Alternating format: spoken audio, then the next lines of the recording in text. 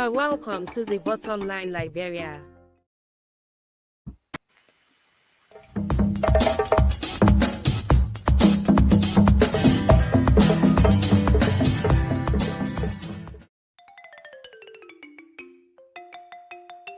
You are welcome to the Bottom Line Liberia.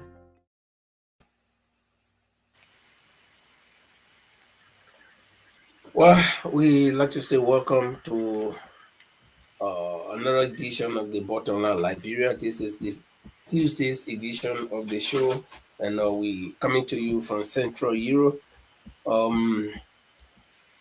It's a wonderful Tuesday evening here. As we approach the freezing winter, all is set from our side to enter the winter. So we like to say welcome to the Bottom Line Liberia tonight. We'll be here. Francis Mensah is from the Royal Kingdom of Sweden, and Paul the Lord Chirupli, of course, is from the Royal Kingdom of the United Kingdom. Y'all can confuse me. I know that Royal Kingdom or United Kingdom or Great Britain, but he's from the United Kingdom. No, I'm group from of the United Kingdom. Yeah, group of kingdoms. The United Kingdom. I know why I say United Kingdoms. Yes, the United Kingdom. But Paul is from London and I'm from Norway. But tonight we're going to be looking at several things that are happening, both internationally and locally. When I mean locally, that is in Liberia, our country of nativity. So we all know that there have been a lot of things unfolding in the country, so we're going to be zigzagging, between the land or where important things are happening, and we'll be touching them and discussing them in our own way. So most of the things we'll be discussing are from the newspapers, the major newspapers on the ground in Liberia, and also on the international front, we'll be discussing the threat, the world threat, and the reason why we are discussing this events will be clearly made known to you, especially from the international front. Well, Paul, I guess Francis is going to be joining us pretty soon. I don't know whether he's still there in the background. Yeah, Francis is there. Francis will be getting on the show as soon as he's set. But Paul, I will come to you if you have anything to say in your opening statement, and then you can do that. Then we proceed with our musical break, and when we come back, then we continue with the show. I just want to say good evening to you and good evening to our viewers. I think we can have the musical break while we share the show. Okay. There was some music that you love. I don't know what that music is, but it's by a young Liberian artist. So if you can roll that music while we carry on the show. Okay, roll this music. Boy. If we're pregnant, speak up. Sexy. Only records,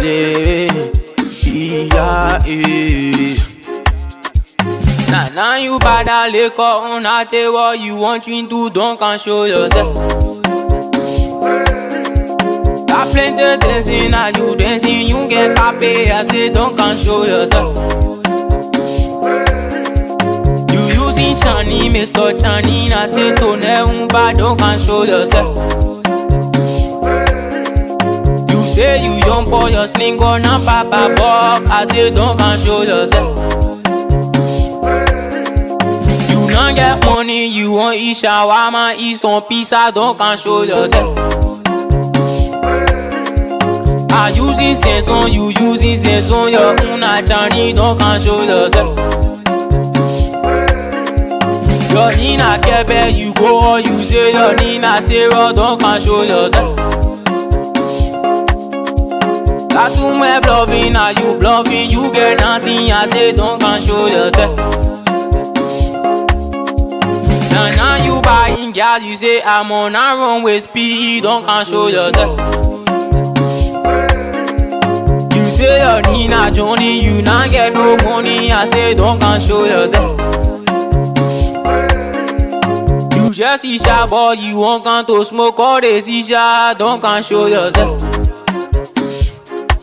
You just police boy, you won't come tell me back on NASA, don't can show yourself. You say you married, you not get no ring, I say my friend, don't can show yourself. You won't can be so trustless, you not get no money, I say don't can show yourself. You say you don't get what you using 250 week, yeah, don't can show yourself. You eating kobo, then you asking for napping, I say don't can show yourself. You just get ready, then you won't stop me from passing, don't can show yourself. You just usher, then you won't come to all let it go, I say don't can show yourself.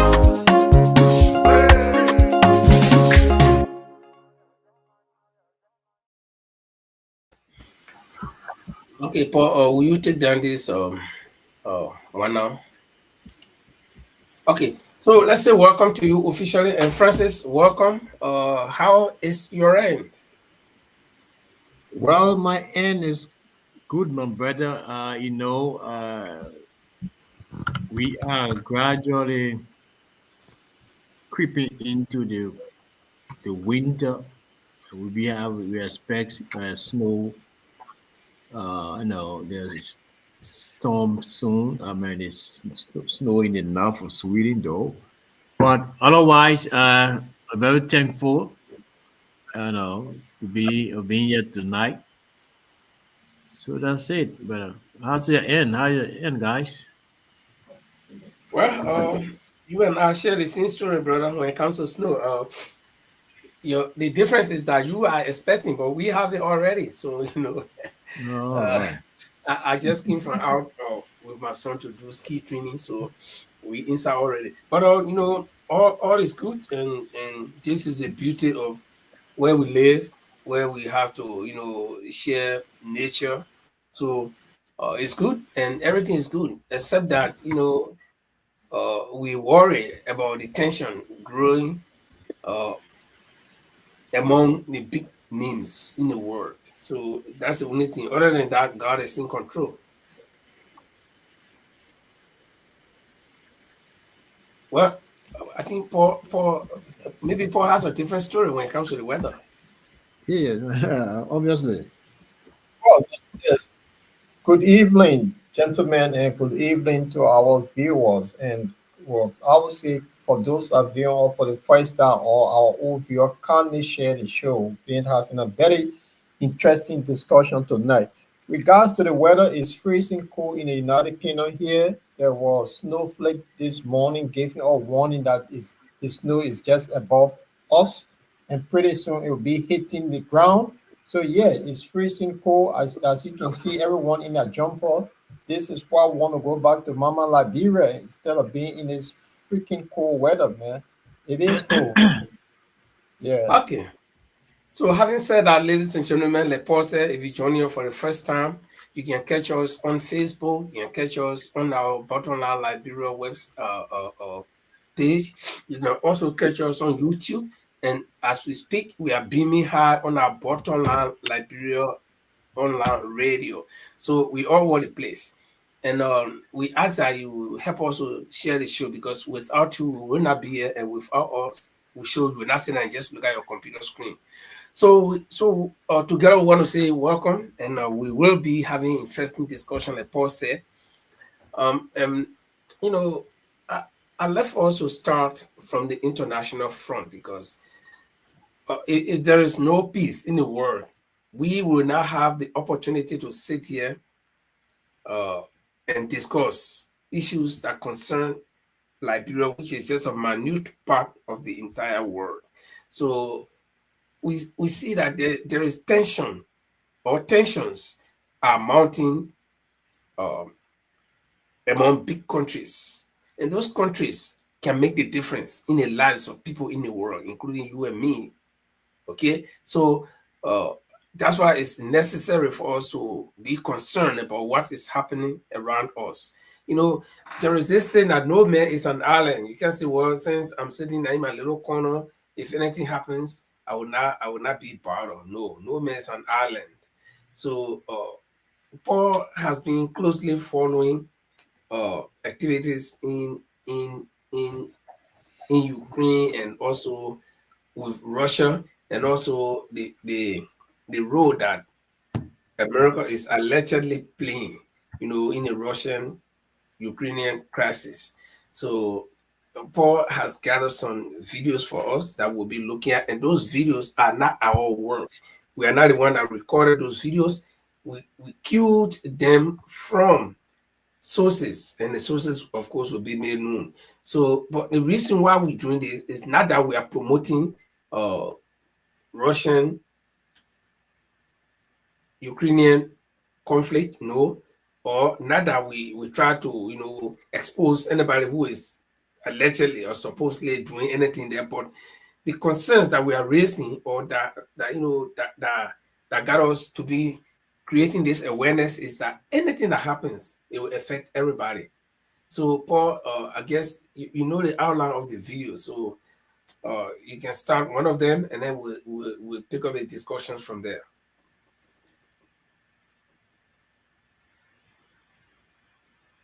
You are muted, Paul. Oh, before we get to the video, it's just that yesterday, on Sunday, we know that Joe Biden was giving Ukraine go ahead to use long-range missile into Russia. And today, all the news outlets have been carrying that, they did something today. They fired this morning. Last night they were on it, so they have started using the long-range missile. So we now wait to see what will be the Russian response. Based on that, the video that we're going to show is something that somebody have picked up. How they call them? This group are called Town News, Town Now. They pick up clips of the video and started putting pieces together. And follow down, we'll have another issue about North Korea involvement. And we'll also play a little video that in June, back in June, there was treaty signed between alliance between Russia and North Korea. We'll play that video for our audience to have what would drive it out. So on this note, I will let the video flow. Let me see if I can get it now. And then we go into, yeah.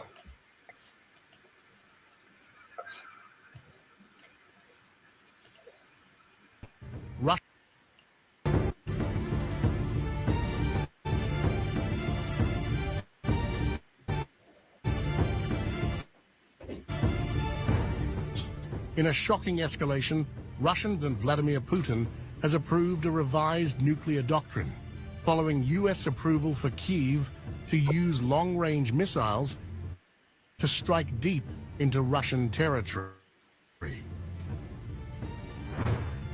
This revision makes it clear Russia could now consider using nuclear weapons in response to a conventional missile attack, especially if backed by a nuclear power. This is no longer mere saber rattling. Russia's nuclear response is now one step away, and that could change the course of the war and the world.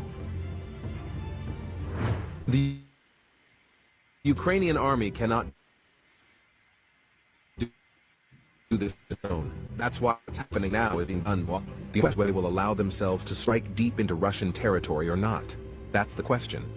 Naturally, we will have to respond accordingly. How to respond? When? Where exactly? It's too early to discuss that. But, of course, our Ministry of Defense is thinking about this and will propose response options. This decision sends a stark warning to the West, signaling a dramatic shift in Moscow's nuclear strategy amid the ongoing conflict with Ukraine. The escalation is a response to the Biden administration's approval for Ukraine American range missiles, the ATCS, to strike deep into Russian territory. The Kremlin views this as a provocative move, one that could embolden further Western involvement in the war. Nuclear doctrine is Russia's countermeasure to this perceived threat. Russian ambassador to the UN, Vasilina Bezia, condemned the Biden administration, calling its action suicidal permissions to Zelensky for using long-range weapons against Russian territory. Independently, the Democratic administration, which has suffered a humiliating defeat in the presidential election, lost the trust of most of its population, is now issuing, according to the mass media, suicidal permissions to Zelensky to use long-range weapons. Perhaps Joe Biden, for many reasons, has nothing left to lose, but we are astounded by the short-sightedness of the leadership of the UK into the hands of the exiting administration, and are driving not just their countries, but the entire Europe into a large-scale escalation with drastic consequences. And that countries should think very hard about. Under the revised doctrine, any conventional missile assault struck on soil could now warrant a nuclear response, especially if supported by a nuclear-capable nation. Putin's decision to formalize this stance in Russia's nuclear strategy is a clear warning to the US and NATO. Moscow will treat any threat. Jesus Christ. The updated doctrine, combined with the West's increasing support for Ukraine, signals a dangerous escalation, bringing Europe and the world closer to a larger, devastating conflict. As the war in Ukraine intensifies, Putin's nuclear posture raises fears of direct confrontation between nuclear powers, pushing the world closer to catastrophe. With both sides. And then for you, Francis? I think our viewers. So I think what the videos do. Yeah, first we just want to apologize for the bad quality of the video. This is not our own making. We try to get it from somewhere, and at the same time, while you're getting these things, maybe there are restrictions on it from the main source, as you see.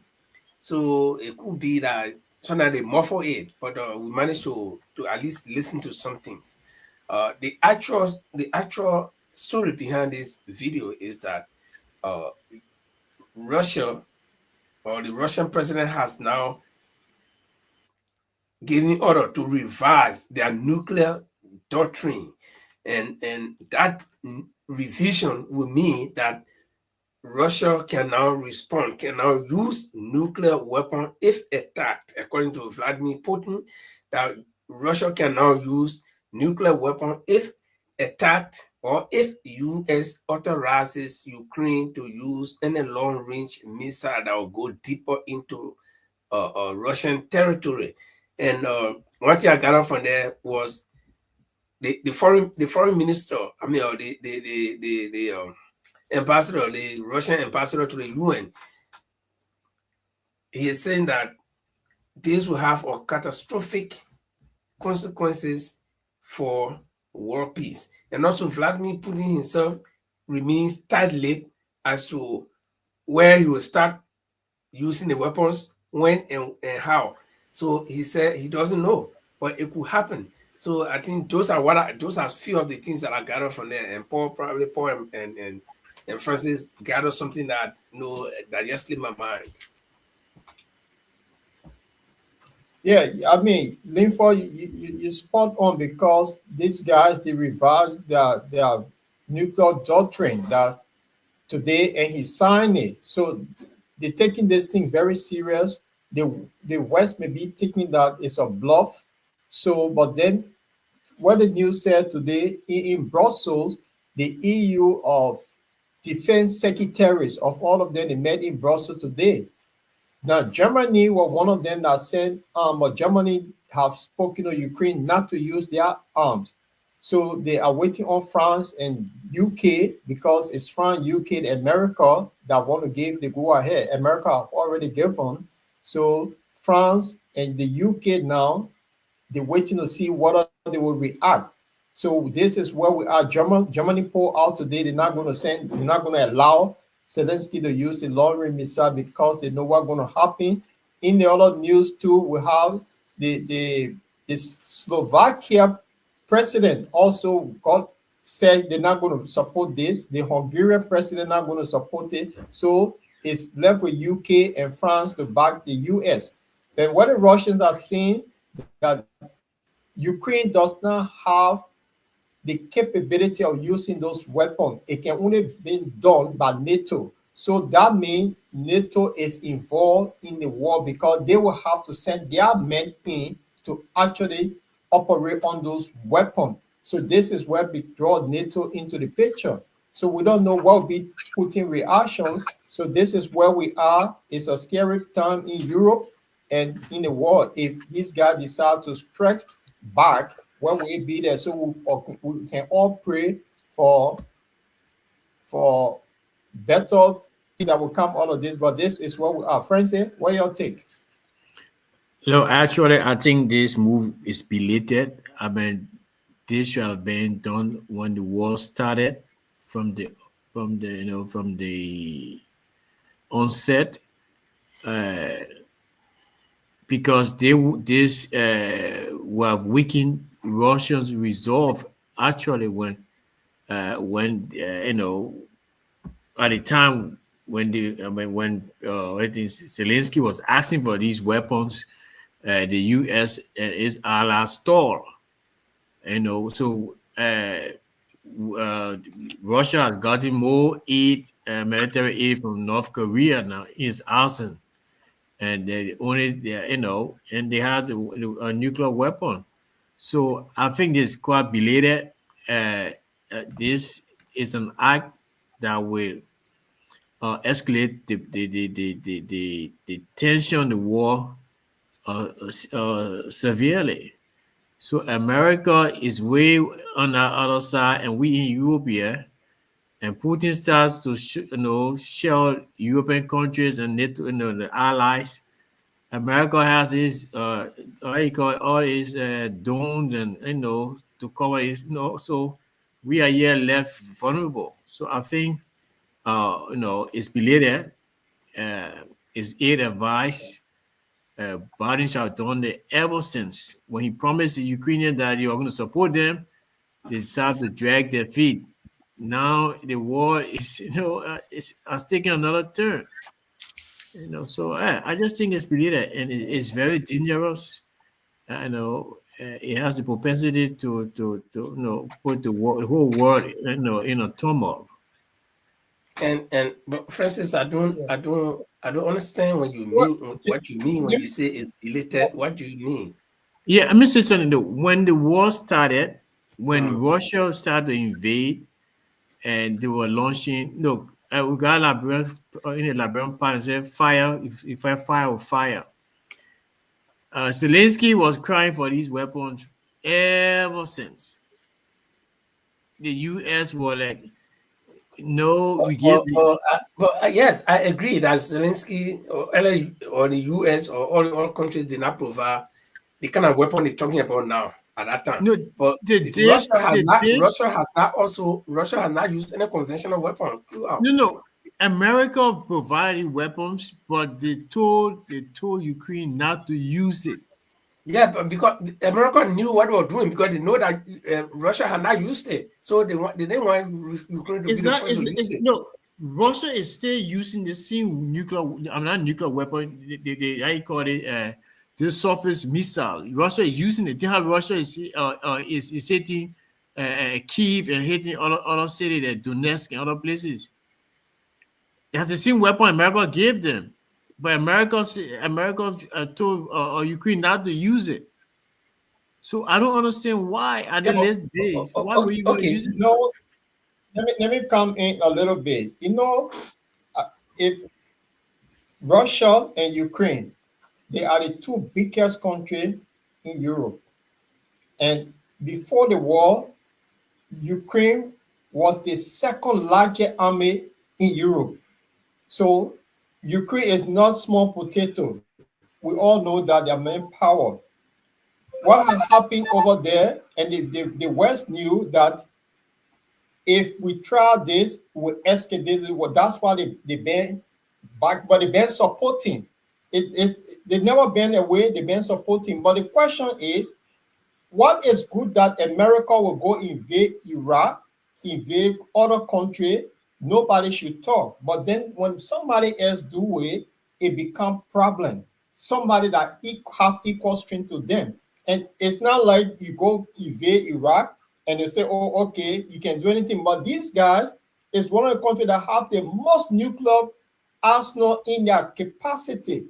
And if you tamper with them, it just takes one crazy person that will just finish everyone on this planet. So the move Biden made, why did he do it at this time? Why he didn't do it 2-3 years ago? And that's what the point Francis is making. Exactly. So if he wanted this to escalate from that time, he should have done it. But he just barely got 2 months in office and decided to say, let me go and then destroy whatever, which is wrong. And this is what now the NATO have alliance. And in June, Russia also struck alliance with North Korea, Iran, and all of these countries. Then you get China on the other side. They've been doing just so. All of these people will drag in if this thing escalate. And this is the point. And today, what happened? I don't know you guys in the Scandinavian. They honor water internet cable.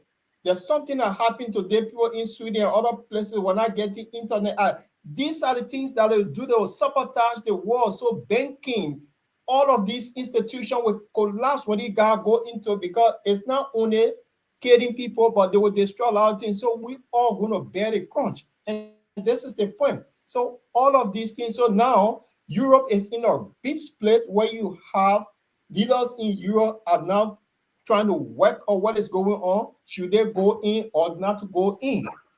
Because who's going to bear it is Europe, to be honest. If this thing escalates, and we don't know, because they started using a weapon already. What will be Russia's response? We yet to see. And these people, it's almost like the Israeli, you hit them, will come back for you. So where are we heading? Well, but my point is, I know they have been fighting war, they've been using other artilleries, but because the long-range weapons, there are different categories, right? There are different categories. So this particular one that Russia is blowing alarm on, I don't think they have used it. I don't think Russia has used it in I don't think, it's just me thinking that way. In Ukraine, or has Ukraine used it in Russia before? No. Maybe not before in the war. Russia has used all its military might. The only thing they have not used was. I'm telling you. No, listen. No. Russia have used. I think Francis, you are underrating Russia here. Listen, I mean, just learn. The only thing Russia have not used so far is the nuclear weapon. Russia has used cluster bombs, which was forbidden since the World War II. And I think Ukraine too have been using similar things. No, but Ukraine does not have it. How? Because NATO has it. If NATO is supporting Ukraine, then you will not say NATO countries did not get any cluster bomb. You can't be definite. No, this is war. You see, we live in war country. Don't overlook. I'm sure all the accounts we are giving here, we've been hearing it from the media. None of us that have been there to see to independently investigate the situation. All of us that we came from war country, we know certain things can be happening, and what the media posts out is what the people will hear. Okay, so somebody will say, "Oh, you know, so you want to But tell me?" it's the Western media propaganda. So what they did, there's no independent news. The only place now that you have independent news in the Western surrounding will be Al Jazeera. BBC will never talk anything good. Sky News will never talk anything good. CNN, all of them is all what they say is what the people buy. But in media institute, you have to have, if you want good news, go to the rector that will give you better understanding of what happened in rector news. But the mainstream media never gave you any news, better news. So they come up with all kind of lies. And I think one of the things Putin said in his interview said, the West have this good propaganda that they can sell to their people and people buy into it. But the thing that happened in Libya, today the West think Libya was a bad guy because they sold that story. And today Libya is destroyed. The same West lied to us that Saddam Hussein had mass destruction. People bought into it. There was war, nothing came out of it. So they're good at selling. Now, why they ban RT News from all the Western countries? Why? Even you cannot find it on any of the social media. They ban them. To get better news, you have to go on Telegram, Twitter, and other places that you pick up news, independent news. Apart from the Western news. The Western propaganda quite So Russia has somebody at Arsenal. They are superpower. Don't overdate. If they want to destroy, you said they have used everything apart from the nuclear weapon. I'll say no. Of course. No, but Russia, how did you get this information? They simply got information from. No, but no. I mean, they got news outlet, they got independence, reporters. I mean, the level of the internet has created or what you call it, an opportunity for people to explore.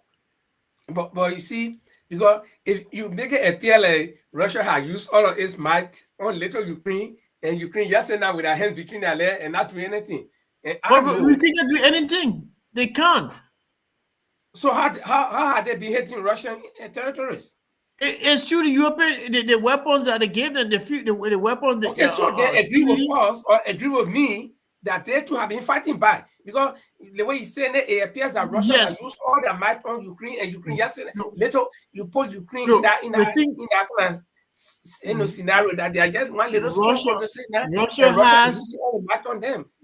Russia has a better defense mechanism. And then why has Russia not taken over all of Ukraine?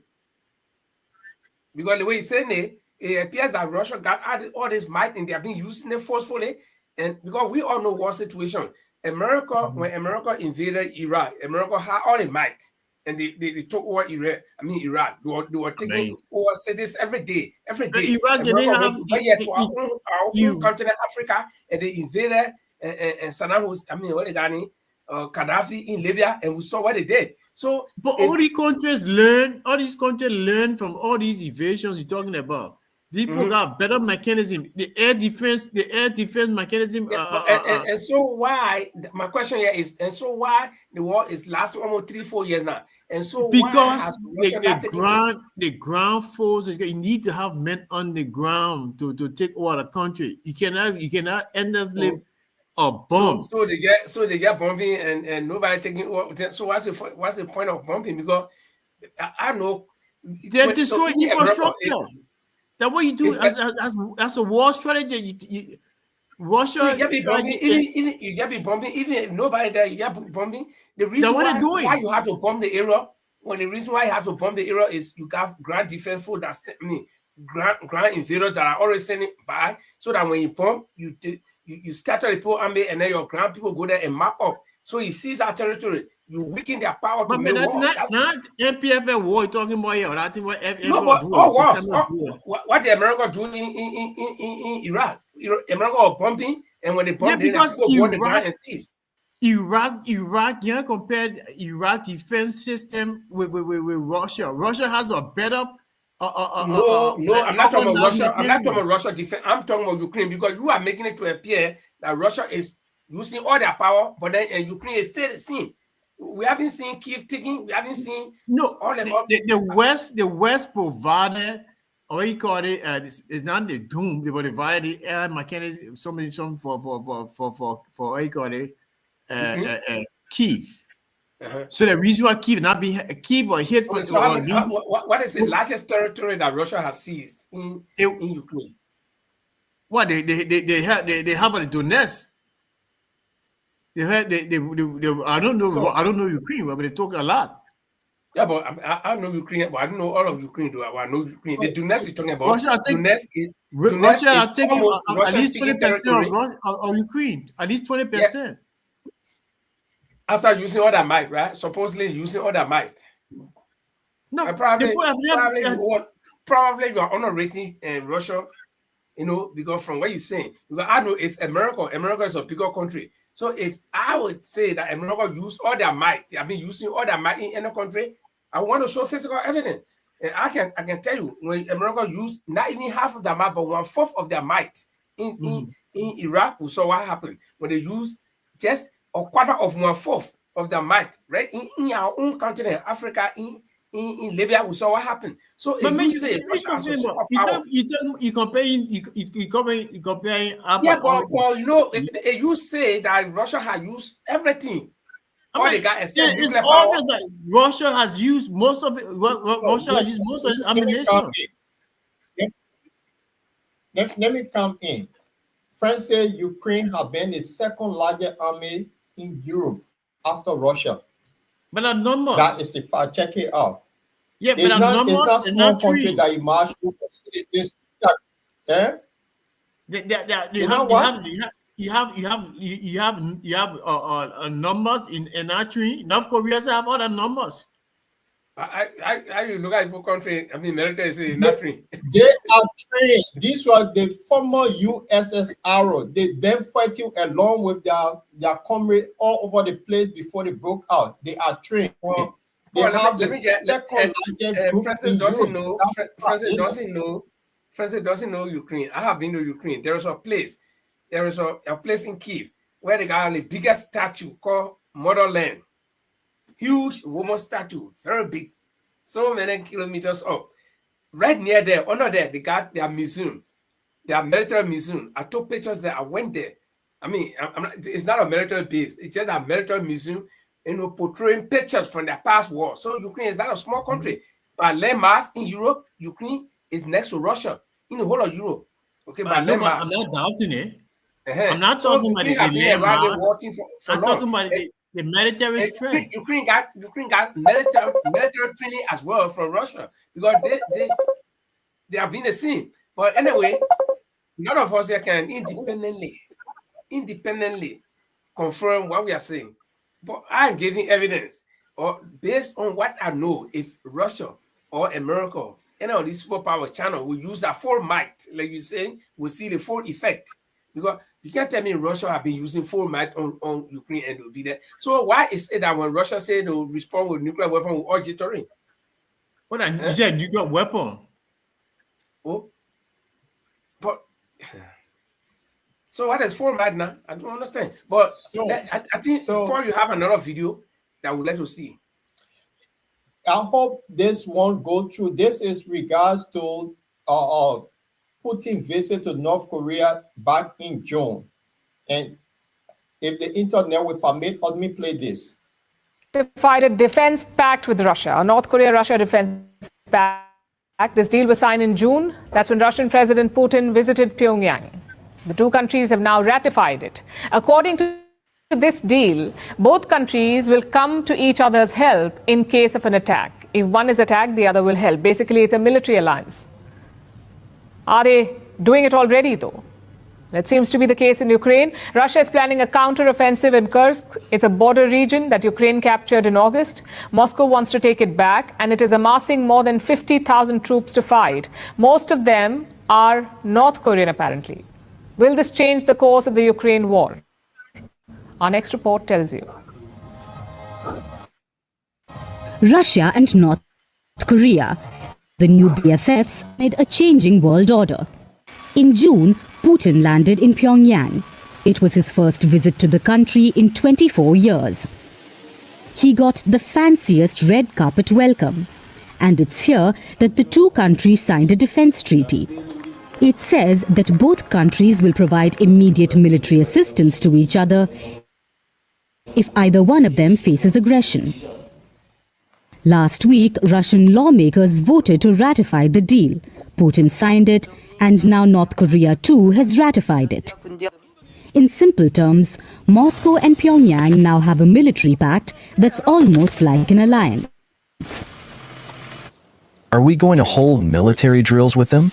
Let us see. We can hold the drills too.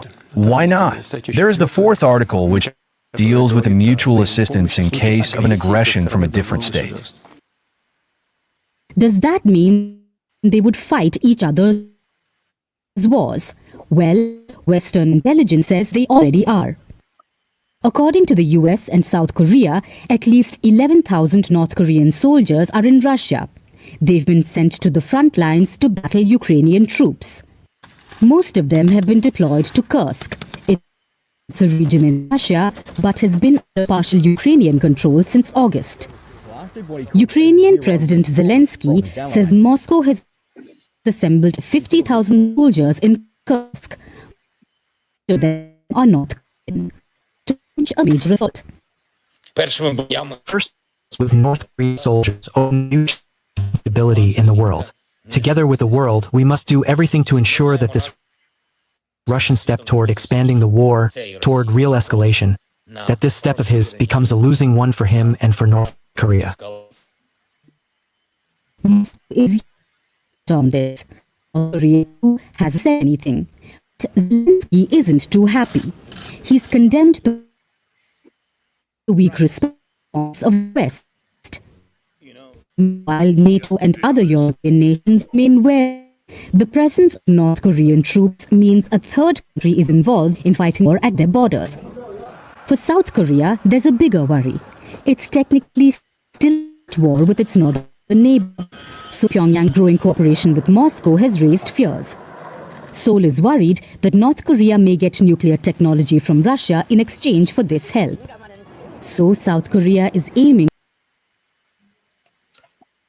Okay, so Linford is at least we got the gist of the video, so talk to us.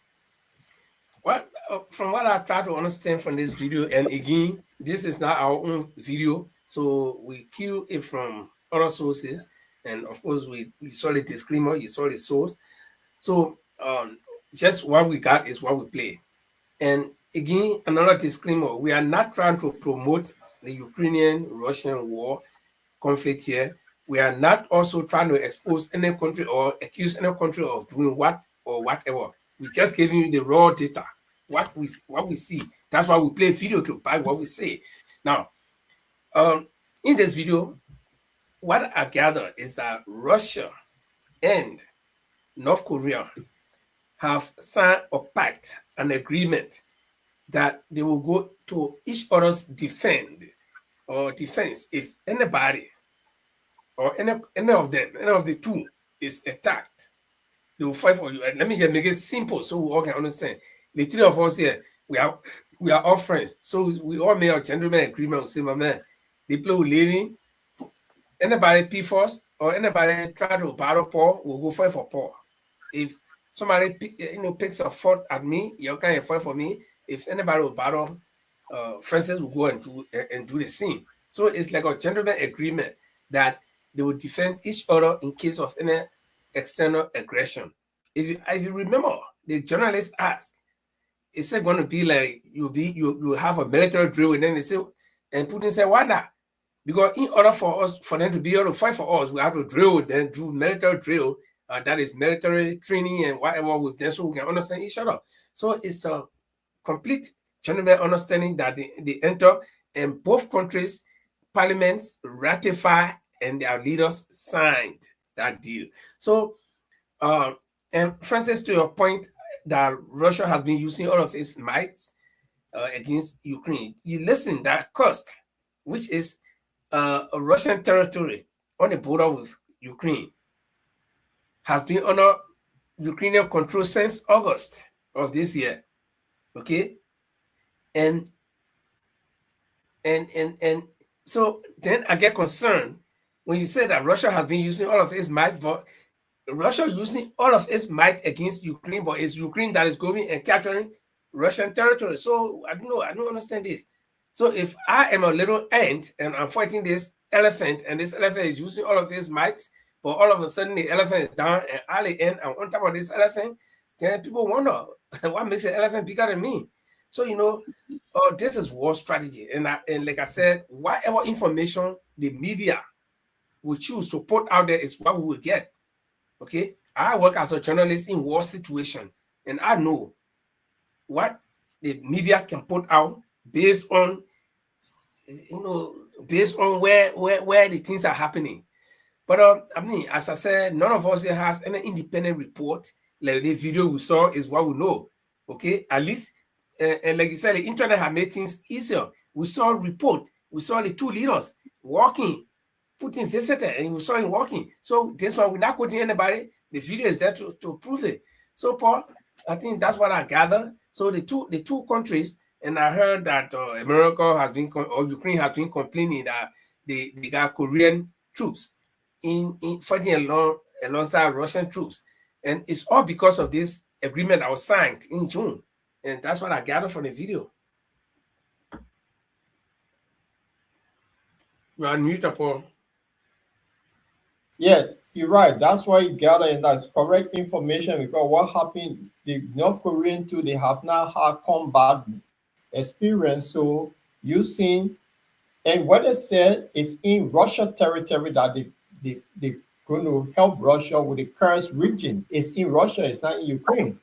And now we know independently we can verify that NATO helped Ukraine to capture that particular place.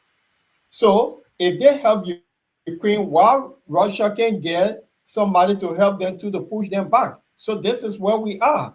And that it is where it is. So now we know where they're getting help from, because as Francis said, if Russia used majority of their ammunition apart from nuclear weapons, that means Ukraine now being backed by NATO is now pushing off. So we realize today that Ukraine now have fired into the military territory of Russia. So it comes from NATO. So they've been backed by NATO.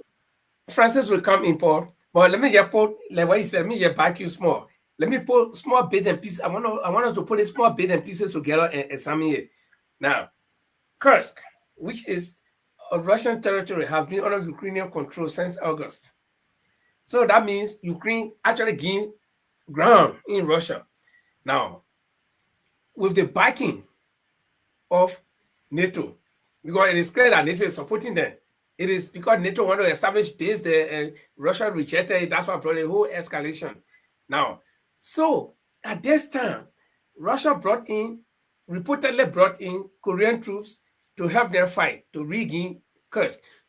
And this is why Biden has decided that, no, we cannot lose this Kursk. So let's give Ukraine some of the powerful weapon, the long range, to so you see that if you pull that bit and piece together, so you Francis who believe that Russia has used all of its might, but it is NATO that used more might and gained ground, on the back of Ukraine, and they want to hold onto that ground since they see that, or they feel that North Korean troops have come to help Russia to reclaim that place, and they don't want it. That's why they are giving order now.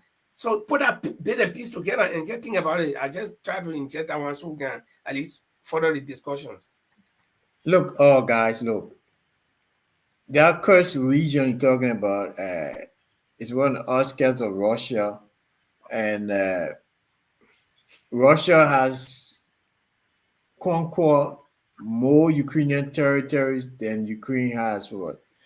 This was a calculated attempt by Ukraine to have a bargaining chip, with Russia. Putin said it the other day. I followed the Russian the conflict religiously. I got a channel. I watch all the channels. both sides are trying to follow it. Putin himself talked about it as, you know, like a bargaining chip for that.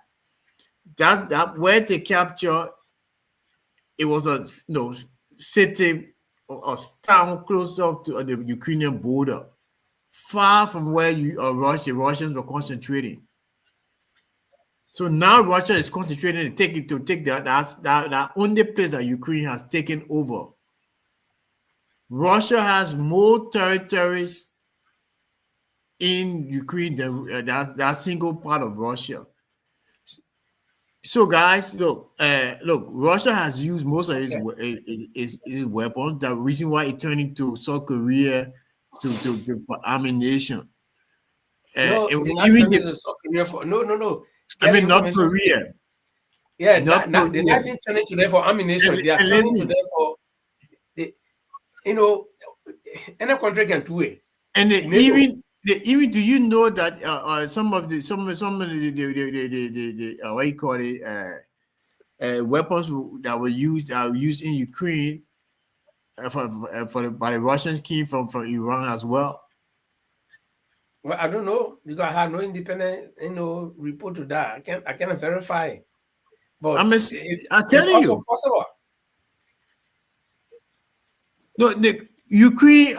The reason why Russia is holding back for using its cruise missile and other stuff, because they use it once. They use one or two cruise missiles in what you call it in Ukraine. I don't know the federal thing talking about. You see? So wait, no, cruise missile. They damage the whole freaking building. The whole place is talking about. Ukrainians they empty the whole region in Ukraine. Well, anyway, in my mind, I know war is not good, and nobody should be even thinking about firing a firecracker at anybody, let alone weapon. So war is not good. But my take here is that we should find, not me, not us, not we here, but those that got the key to life. Yesterday I said on this program, those that got the key to life. When I mean key to life, those guys that got the BB weapons, they should find a way to let this thing slow down, let it die down, and let them go and negotiate instead of temporarily trying to show their military might. Because any crazy man can do anything anytime. Your enemy could be somebody's enemy as well. Let me say that before we go to our home front. Listen, all these countries, especially a country like Ukraine had a military, but they had the weapons they were all selling it. It seems like my country, Sweden sell all the jazz plane, they sell all that stuff. Now they're trying to do a mass production to keep for themselves, and since they saw the Ukrainian war. So that's the thing. All the guys they had the men, but they don't have the what you call it, the ammunition, the military hardware to defend itself. You can be having 100,000 men or 2,000 men, but they saw other weapons. They were selling weapons around. They were selling weapons to charge to a group of people. Then that's what they did. What were depending on? Anyway, they didn't see the war coming. Okay. But they knew they were ready for it because they provoked. In time of peace, prepare for war. And America, they were misled by America. America fooled them. Oh. So what going to happen is when two elephants fell under the grasshopper, and this is where we are now. The two superpower want to show strength somewhere, and Europe will be the testing ground for all this. So we'll wait and see what will be the response. And we got smart leaders here. We got smart leaders in Europe. The Germans already said Germany has one of the strongest military in Europe. So they already said it. So they know. The boy went to war. Hitler went to war. Germany said they're gonna go through that again. Okay, you're talking about Germany and even all the other countries. It's just like the situation in our country where people went and joined the majority group to impeach the speaker. When the thing started backfiring, then they said, no, me, I was just there to spy. So Germany, what they thought about in the first place when Germany they took weapons to to Ukraine. So that now, because Russia say, okay, we'll strike back, and they say, no, the weapon, okay, you will not use it. Why are you getting a weapon? I mean, let's get it straight. The weapons that were given to Ukraine was never to use into Russia. It was the Russians attack and the Russians. If Russia is fighting Ukraine, me and you fighting, that Paul give me knife. That what they said. That was the weapon was the weapon. I mean, you that followed the whole the whole story. The weapon that given to Ukraine. No, I get one. I West told them. Deny anything yet. I'm not asking. The West, by telling the West told them not to use the weapons into the Russia, but to defend itself. That's the problem they had all along.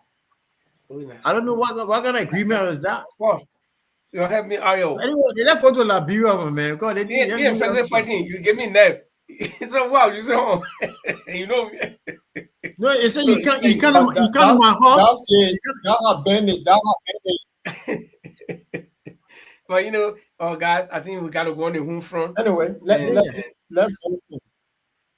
we gotta go on the home front. But before we go on the home front, let's recognize a few of our viewers. Yvette Cephas says she's watching us from Atlanta, Georgia. I don't know whether she's still watching. Yvette, this is the Portland, Liberia. We are based in Europe. So welcome to the Portland, Liberia. And please like our page so that whenever we come on, you'll be notified. Chadela Branch, of course, is always there, and our man Bataki. And my man, somebody said they saw your name last name like Batasa. And so we also have Philip Kere. He's been around for a while now. Philip is always with us. So we want to say thank you for joining us to watch. We are discussing one event, and we'll be going on the Liberian front where many things are happening. As we talk, there are reports, unconfirmed reports, that Guinean troops have also been deployed at their border with Liberia while Liberian troops are there. And somebody posted something today that Guinean troops have been patrolling, even crossing into Liberian side and taking down the Liberian flag and throwing it down. And, you know, so all these things, a lot of crazy things are happening. But we'll be back just after this short break.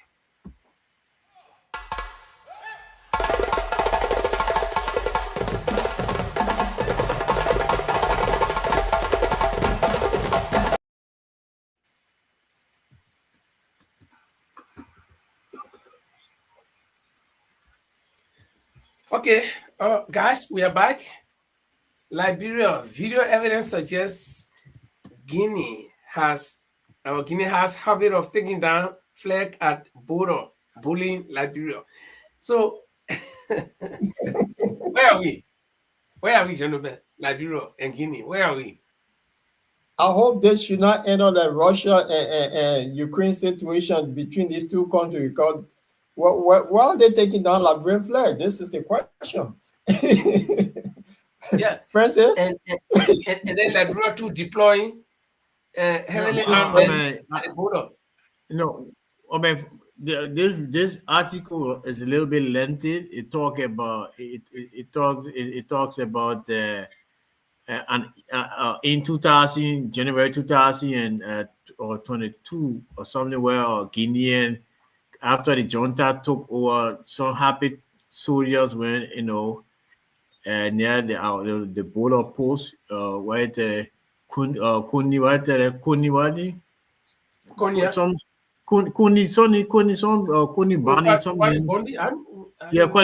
around there, around the collectorate, and took the flag, and a corner came and apologized. But according to the news this morning, OKFM, they called a reporter in Lofa, and he said the patrol of the AFL is an annual thing that they do. So there was no tension there at the time. Both countries normally do that. So there was no, according to the guy who was speaking live from on OKFM, the reporter from Lofa County. Okay, I think some of these headlines are just there to sensationalize and sell the newspaper and create fear. Yeah, we hope so. We hope nothing is in the making.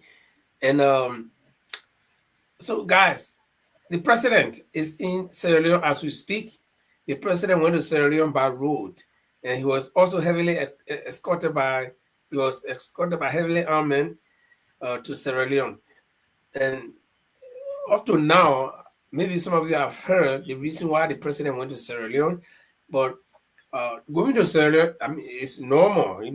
Any president can go anywhere at any time, but the timing, okay, I shouldn't say at any time. Any president can go anywhere, but the timing is the problem. Where in a country, we have this nearly what one can call constitutional crisis, where the House of Parliament, the first branch of government, part of the first branch of government is at loggerhead with itself, and nothing is happening. The president submitted a budget to one side of the conflicting group, and he left. He went to Sierra Leone.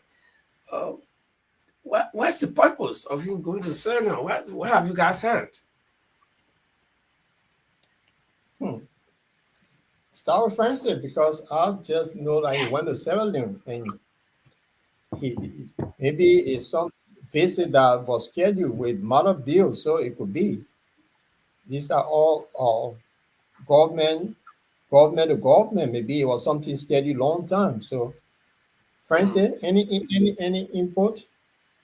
My information, what I read according to the Executive Mansion website, the president visit is a bilateral,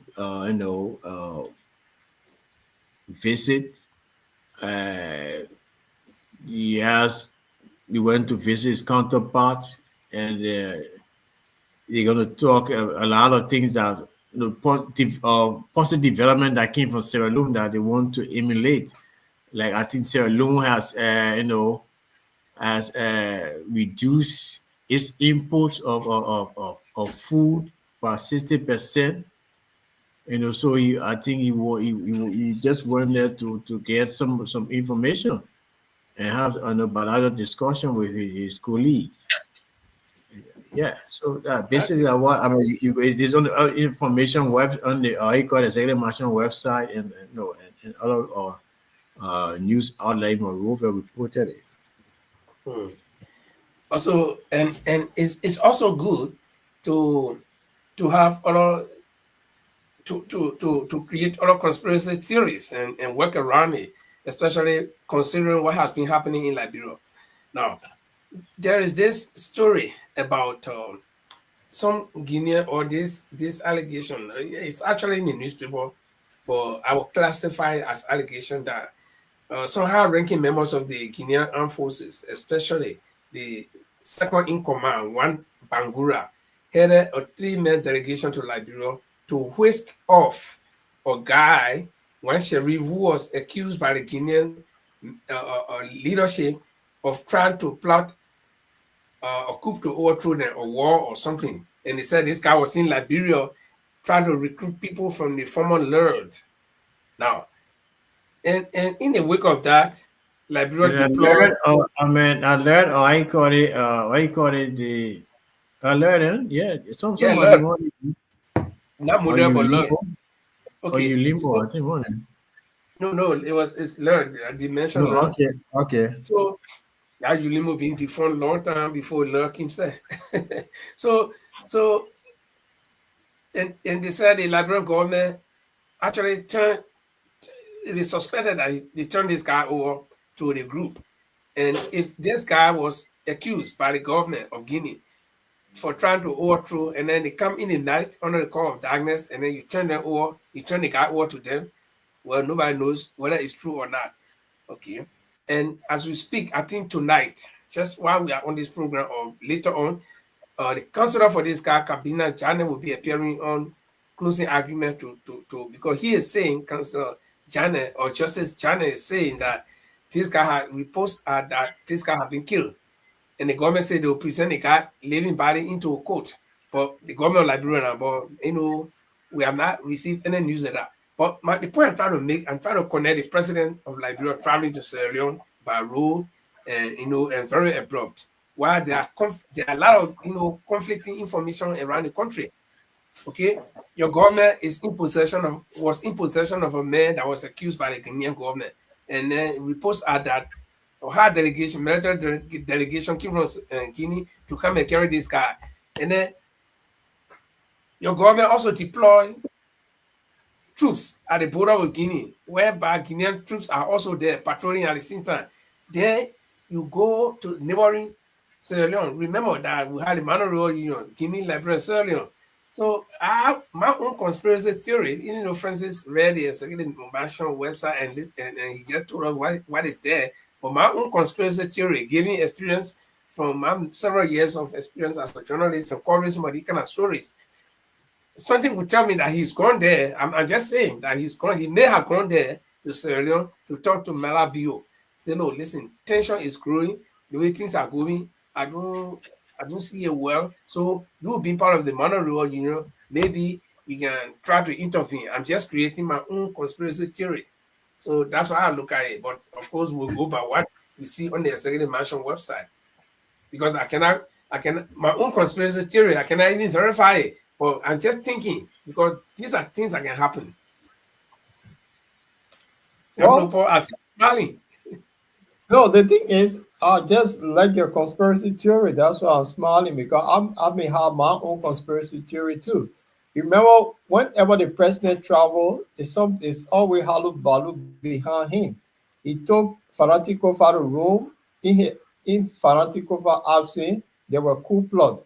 Now the president submitted a budget, he buckled off. So who he sent it to? Majority bloc guy against Faranti Kofa. So probably in my theory would be, maybe he does not want a noise. So let me leave this guy and go chill for 7 days on the other side and let them carry on with the mess behind me. That would be my theory. But it's something that they could have done easily in Liberia. So anybody can, because we know he traveled a lot. So, I tie with the noise. Let me go across the border. Finish. Yeah, let me go. That would be my. Also, there is another belief that he got a lunar lineage, so you can say, "Well, let me go visit my people." While you're doing your thing and behind me in your country. Since I want a presidency, let me go get blessing from my people. Yeah, let me go visit my people. Yeah. But guys, I think that's enough on the president's trip. Let's go straightly to the noise in the house. New development. Paul, fill us in. Interestingly, there were 2 other people that joined the majority bloc today. So what I said on the program the other day, Faranti Kofa will be gone. But next week, he will be completely gone because 2 people crossed over today. And it's interesting that these guys now have started crossing over. And that is Liberia. This is one of them here. Representative Norma from, he joined the majority, but this guy from District 1 in Bapolo County. Yeah. He joined the majority bloc today, followed by DJ Blue from District 17, Moseralo County. He also joined the majority bloc. So they were 43. Now the number, that 49, they're going to get it in before the weekend. They could get that number. Faranti Kofa will be gone. We've been seeing anything. And just to show how things going faster, the president submitted a budget, told the House, they gave it to the chief clerk, and it was delivered to the majority bloc. And so, Linford, I want you to take me through this one here, because this is the one that really interests me. This majority bloc, I know Francis will chime in. The Deputy Speaker, Thomas Fala, he constituted a new committee on Ways and Means and Finance, and he suspended 3 lawmakers. Take me through, Linford. Guys, I have to run soon. Yeah. So let Francis take it on. I will come in. Look, I mean, the actions of these guys on majority black, I think it's my personal take on it. I think it's very rash. It does not portray a semblance of maturity in the decisions. Going about finding a committee, constituting committee, suspending people. I think they were ill-advised, and this will have an adverse effect. Even when the speaker is ousted, there will be coup, there will be undermining in our entire house until I think 2029. Yeah, I think it's uncalled for. Well, Francis, I agree with you, but this is the kind of country we have. In fact, our Deputy Speaker Thomas Falala now sits comfortably, acting as the Speaker of the House, whereby he has reconstituted the Ways and Finance Committee, and this is where the money is. This is where the budget. That's the committee that handles the budget. Even though every county has a representative on the budget committee, but the main people controlling or the main people overseeing the entire budget is the Ways, Means, and Finance. So for Thomas Falala to break down, I don't know the reason why he dismantled the old one to reconstitute new one. Because if you talk about reconstitution, it means you're remaking it, you're re-putting it together. Okay, so automatically the old one has been broken. But I want to suspect two things. One, that most of the people that are still with Fanatic Kofa were members of that particular committee. And in order for Thomas Falala to have total control over that committee, he has to reconstitute it, dropping those people who are still with Fanatic Kofa, and then appointing his own people. And here are the names of a few of the people he appointed. The Representative P. Majure from District No. 1, Maryland County. He is the chairman of that committee, the reconstituted Committee on Ways, Means, and Finance. Then Representative Dorwan T. Glikia from Nima County, District No. 6, as co-chairman of that committee. And also Representative Michael Thomas as chairman of the subcommittee on expenditure. Okay. And he also went further to make further appointments. But what really got to me was when he furthermore suspended 3 lawmakers.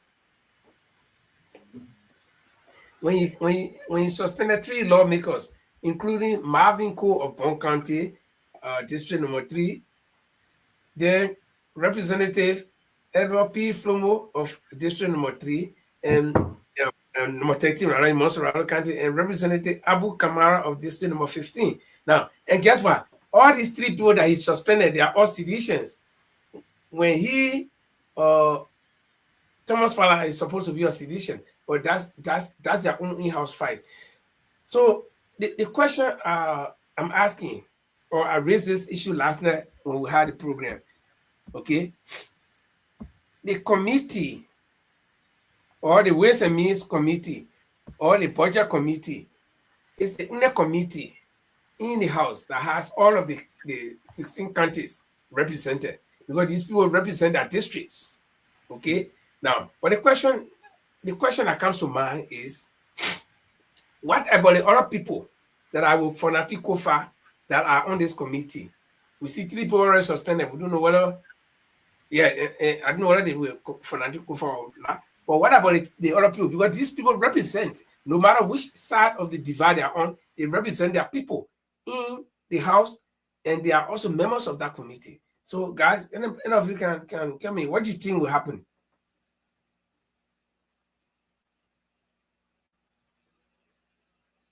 From the look of things, it just shows you that Fanatic Kofa and the people that are backing him, they are doomed, because if Thomas Falala is not acting as the main speaker, so it just tells you what they have done. They're moving on, appointing this, reconstituting this committee, just tell you that they are the people the executive going to do business with. So it is where it is. They have to remove the other people, they call them the people that rebelled against them. So they now start suspending, then they suspended 3 persons, and I think that suspension, they may not get their salary as well. And these 3 people also were on that Ways and Means committee. So look at it. Remove them and bring in other people. So it's they plan what they go by and they stick with their gun. It is where it is that Liberia, that the lawmakers we elected. So yeah, but the question I'm asking is, these people, okay, let's make it 28 now. We got 2 left. They were 2 left. There are 28, and there are 28 people representing. From they're 29. They were 31. They're 29. Okay. Oh, they were 31. Huh? Yeah. Oh, so all along the majority black have had 42. Okay, whatever the number is, but these people are representing all of. So if you just start London and they will not have any say in their people, decide, forget about them as individual lawmakers, but they represent a group of people. So it means that people will not have any interest represented at the budget, discussions or what? Anyways, the committee will come up with it, and they will have to debate, and then they vote upon whether to pass it or not. They have a say in it. Wherever they come up with, it will have to be debated, and they have to be voted upon before sending it to the upper house. So they still have to. So where are they going to meet? Well, the guys will not want to sit down on Thomas Fala, and Thomas Fala and he will not want to sit down and speak up. So then they were 43 or 42 have a quorum. So wherever they pass, they send it to the house, the upper house approve it, the government move on. And that's how it's going to be. No, I mean, Paul said it certainly. He said it clearly. I mean, even we will see in the coming weeks, we see more people going over to majority black. Either for 2 reasons. One is not to hold the country back, not to stall the process. 2, they are being induced financially. Yeah. Okay. Sometimes in life, don't be so calm when you're into politics. And Fanatic Kofa was very calm, body, and the body thing in politics does not work. Look at Ukoli Thomas Fala. So this is where it is. You can't be calm. If you take a seat, take strong seat, and then move on. His own body, so the position, a lot of people behind it, so Thomas Fala is in control. Okay, guys, but I mean, just take it from here. I got early morning, so yeah, thanks so much. Longer on Friday evening. Yes. Hope that this impasse can be resolved, and that although the country is not going anywhere, is at a standstill. Economically, people are feeling the pinch. Trump was like never before. So I don't know what's going on. Hope that the guys can see reason. Although they're all good for nothing people, just to enrich themselves, create, their own salaries, and emoluments, So they hope that they can see reason and let the country move on. Well, guys, next time I'll be following you guys in the back, but I won't better be. It's okay, brother. Thanks for the evening, and we hope that we can all meet on Friday, and many developments will take place then. Then we can all discuss it. Hopefully Friday we'll have 2 more persons there, and then the list will increase, and the tension, the pressure will be cooking, and people will start to compromise. Yeah, and then hopefully Friday too, we hope that 3 or 4 more will come from the majority black and John Kofa, because the thing is it's impossible now, because the money that have been passed over, they're not good. They lobby big time. That big money. Some people can eat that money and go buy. What are you talking, man? Kofa does not have the money compared to those guys. The other people who's spending the money. the government spending the money. People can go there, eat it, and join them. Where government coming from? Carry me. I see you, man. That government. But who getting their money? Okay, but look, you know, a lot of people. Paul, I want Francis is leaving now, but let's look at this statement by Charles Cooper. He is saying that the anti-Kofa bloc is only acting politically, not legally. I don't know what he means by legality, because something that is legal is law. Something that is legal is law. Charles Cooper, probably you have not been following.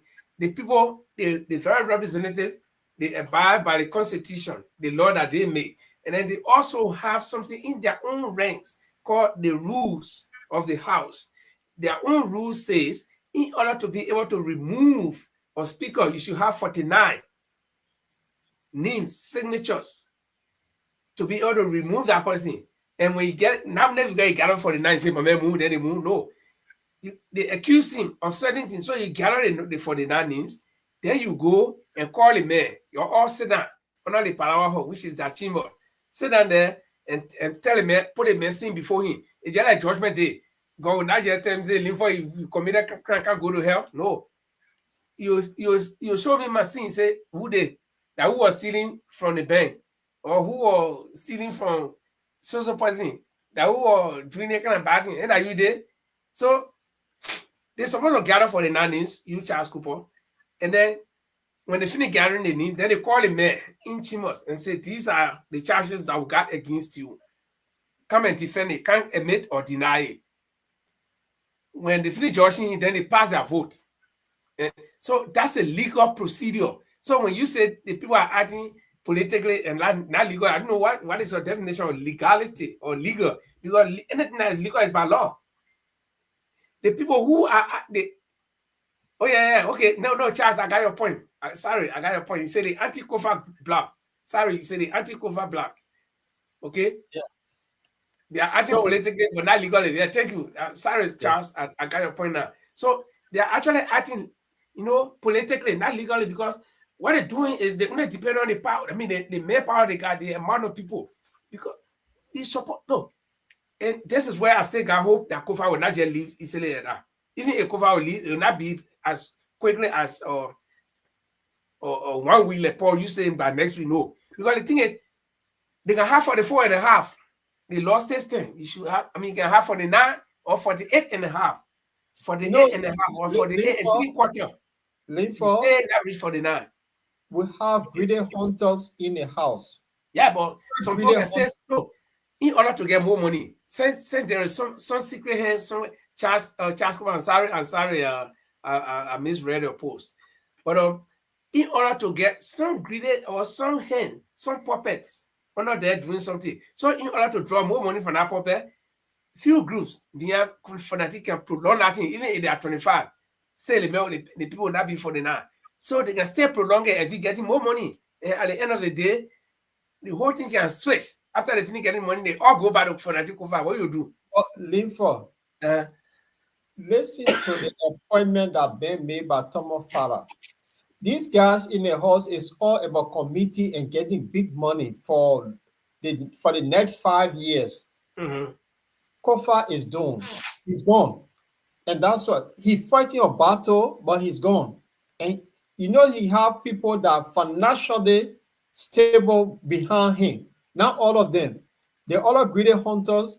They just buying time. They're gone. And the thing with Kofa, I've been seeing it on the program. CDC and United Party is fighting him. Think on it carefully. And people within his camp, they are sedition. They will get one telephone call for the big elephant in the house.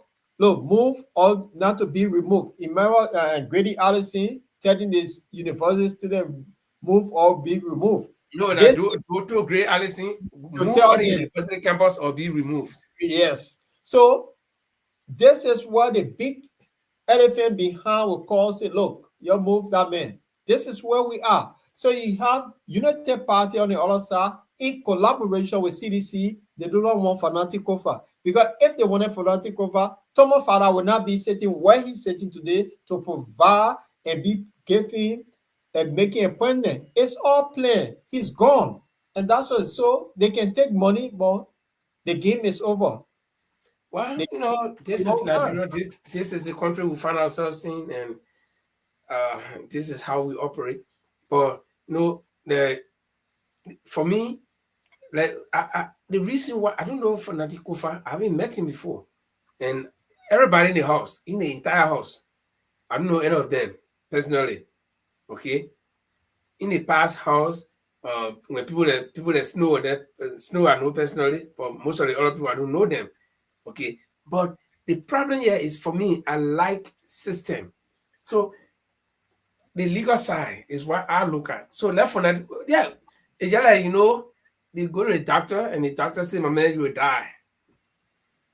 But you'll die, but you'll still be eating or you'll still be doing the regular thing you used to do it until you die. So for Nati Kofa, fight your fight. At least go do your legal battle. Fight this battle. This battle is yours. You cannot, even if you go, you still win, you will stay in history as the lawmaker or speaker who was pressured, but he never bowed down to pressure by resigning, like how Snow did, like how Ellis Tyler did. Saying they will move you, you'll go. But proof that the law is the law. Even if all the people go and you remain standing alone, you'll go down in history that yes, he did not bow down, he did not coward in. Like you are coward and he say, okay, yeah, because they're making pressures. I would die, so what? So I can't do what I also do. You go, so what? You are still speaker until your last breath as speaker is taken from you. And what I know is they'll do everything. They'll set up committee, but you are still speaker until when they remove you. But do not resign. In fact, I don't know if you listen to his press conference, listen to a piece of it where he said resignation is an option, which I will never, he used the word never, he didn't say I'm not, he said I will never give anybody, not to the majority black, a side word of him. So I stand with him. Yeah, because for me, I let law. And these are, no, I've always said it on this program, if we were talking about some Joe Blow from downwater side, some Yana Boy from downwater side, I will not have problem. But we're talking about lawmakers. Why would lawmakers, damn lawmakers that made law that they expect us to follow, then they be breaking it? So what happens to us?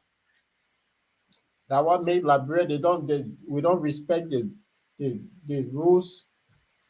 We don't respect laws in Liberia. The lawmakers, they are the lawmakers, they are the lawbreakers. So they don't respect anything. So Charles Cooper, you're absolutely right that these guys are only playing political game because and the political game they play is the number that they got. And then they're sharing money around and getting people. But if we were actually to go by the legality, the legal part of it, they got no grounds until you can have 49 names, take Kofa to the chambers, investigate him, find him guilty, and remove him. Simple. The thing is, no, it shouldn't even take 1 month, it's taking 1 month. That's a simple process. And these people, to show that they cannot get 49 names easily, they've been on this thing from way June. According to information from way June. Okay? You are 73. How long to get 49? Running up to 50. How long to get 50? And then you get the other 23 left out. But they cannot. Yeah. To the point where they took money there, carrying the rat with Diwali. Linford, imagine some hungry lawyer in your house, he live in a mud house, and somebody gave you $100,000. He's definitely going to cross over. We know, you see the people who cross over, they didn't just cross over for the sake of, if you want to go by the law, you stick with fanatic over. Why cross over to the rebels? So that just show you. Yeah, look at what the guy named DJ Blue. He's been running for record ages. God bless him. Yeah, but DJ Blue, must been drive for long, and he wanted big money too. He got some heavy cut. So this is all about money. It's not about the country. So now he moved over, and he was promised when he come over, we'll give you one fat committee to be on to get your own alliance share. It is why it is. So they will promise them, unless the one that don't want the kind of money, they will stay along with fanatic over. But he's gone. So let's move on. Give ourselves the next 10 minutes. This guy here, this particular guy, I want to talk about this young man a little bit.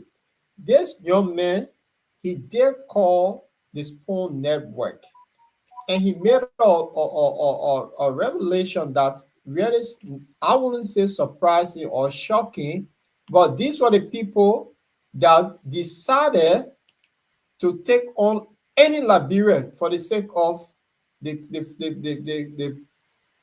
current president. So I want our viewers to listen to this guy who got this information from Spoon Network. We say thanks to them by giving us, we picking this up. And I want our viewers to listen to this young man and have their say. So this is what Martin Cody said when he called the station. This is the audio. Who are listening to this program. I am downhearted to admit. I am downhearted because I was one of the chief proponents of the rescue agenda, of the arrest agenda. I made immense contribution to the campaign of former Vice President, now President Joseph Yuma Boakai. In fact, I headed one of his most critical committees, Chairman on Research and Policy Response. I was never in Liberia. And the reason why I did that, CEO, let me tell the Liberian people today, President Boakai made a commitment to me. He said, Martin, you are a young man. The country is descending. You cannot be an activist. You have to play an active role. Can you join me? I have never been involved with political parties, except a student-based political party, and that's the Student Unification Party on the campuses of the University of Liberia. I have never openly supported a political party before, never in my life. Check my records. So I said to the president, at that time, he was a candidate, that I'm an activist. It's difficult for me to actively get involved. However, considering what is prevailing and for the cause of our people and the interest thereof, I'll get actively involved. That's how come you say, okay, can you play the role of chairman on research policy response? Say, yes, I can, but I'm not in the country. How can I do that, Mr. President? He said, no, you can remain where you are. I said, okay. And I did play my role effectively. There were times the candidate, president, was under attack, severe intellectual and political attack. We had to stand the test of time. The records are there. We damaged our relationship with dozens of people as a result of his ambition. We didn't do that because his name is President Boakai or his name is Joseph Boakai. We did that because we wanted a new Liberia. We wanted change. We wanted transformation. We wanted our people's lives to improve. We wanted our people to have access to basic social services, safe drinking water, quality education, energy. Today, while I'm on the show, CEO, I want to share tears because I'm speaking with the student leadership. Are you aware that they are out of school because the teachers and lecturers are on go slow, no money, but we are chasing a Ghanaian pastor to give her 25 million for loans? What kind of country is this? Go on the website of the Ghanaian Statistical Services. 1 out of 5 Ghanaians has never seen class room before. Let's do the math. 1 out of 5. Divide 1 by 5. Right? That's 0.2. Right? So you have 20%. 20% Ghanaians have never seen class room before. What if the woman is coming to us to lecture us that she can put our people in college? Are we serious here? Why should they go put Ghanaians in college? Why should they go put our people in college? A lot of our people are not even seeing classroom. A lot of them are unemployed. Go and look at the percentage of Ghanaians that are unemployed, but she won't get you a job in America. Does she have the power to get you a job? Talking about steady work or whatever. You know, so my own disappointment here, CEO, is a commodity of zero value was sold. And the sole agent of that commodity was our president. And the name of the commodity is scam. A commodity of zero value was sold. And this Ghanaian woman used the office of the presidency as the sole agent of this commodity called scam. Our people are disappointed, President Boakai. And I want to talk to the First Lady. First Lady, our people are disappointed. You have to speak to President Boakai. People around him may not tell him the truth because they are bootlickers. The other day, when I said the conductor of our train has been hijacked by him. Today, you have a man who opposed the president as our de facto prime minister. This man never believed in the vision and agenda of the president. But today, he's the gatekeeper. He decides who sees the president or not. Do you think he cares if President Boakai fails? A foreign minister who could not endorse the president first round and second round is the chief proponent of our foreign policy agenda. Do you think she cares if she brings forward to the country that affects the image and impeccability of the presidency? Today we have a man, Louis Brown. He's going to the UN. That is the most strategic international role of our country. He sat right on the show and called President Boakai weak, frail, and incapable of making any difference. As a result, he's predicting a disaster. Today, he's going to the UN at the expense of you, CEO, and all those on this panel who champion the rescue agenda. It's unfair to the thousands of rescuers and United partisans who don't have jobs. I believe in inclusion. Inclusion should not be at the expense of the national interest. You talk about war crimes code. Louis Brown is a war crimes indictee. His name is in the KRC report. You are begging the UN every day for money to fund your war crimes code, but you are sending a war crimes indictee to the UN as a representative. Is this not a paradox? Is this not a contradiction, CEO? Why are we giving God a hard time? Why is Liberia giving God a hard time? Why is President Boakai giving God a hard time? It's unfortunate, CEO. I said there with tears in my eyes. This man, I supported. Ask John Malou. One time we talked to President Boakai. And President Boakai promised us, look, before I appoint anybody, you guys would check. You would do two things. He said two things. Character check and credential check. He promised that. Call John Malou and asked him. This is why we supported the president with our all. With the intent that he will come and fight corruption, number one. Today, Twitter is passing all around. McGill is passing all around, even though the U.S. embassy said we have evidence that these people abuse their power and siphon public resources. Why can't we ask them for the evidence and prosecute these people? No one has been held accountable. That's why from the initial stage, you accept, and I want to repeat this, impunity has been our greatest challenge. For example, look at what the Minister of Foreign Affairs has cost the country. Beyond massive wars as a national disgrace, this is a national catastrophe.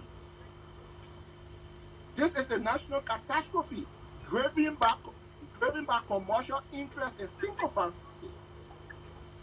If the president dismisses Matthew, we'll get Matthew a job. We'll rally our people to protest. Because the real dismissal should be at the Ministry of Foreign Affairs and not at the Ministry of Information. What Matthew has done, he has spoken his mind, he has spoken the truth. The rescue mission came on the matter of truth speaking. They said Weah was a liar. Of course, Weah was a liar and he is a liar. Weah should be prosecuted by now. President Boakai promised that. But why is Weah not being prosecuted? All of the cases on Weah with the pieces of evidence that have been abused by the GSC, no one has been held accountable. We are going to year 2. We are entering year 2. And no one has been held accountable. But here is a foreign minister who has traveled more than the president. All we have seen most often are MOUs. MOUs. These people travel because they want DSA. I got the real story of CEO. All these travels because they will get DSA, data subsidy allowance, at the expense of the Liberian people. Do you know how many parents haven't sent their children to school since this academic year started because they don't have money, CEO. Why are we not thinking about our people? President Barker, you promised to serve the interests of the people. Look at the cases that were, look at MCC corruption, LTPRC corruption, almost everywhere. And you are not taking action. Let me say the difference between the government of President Barker and the government of President Weah relative to corruption. Under President Barker, it is about see and resign.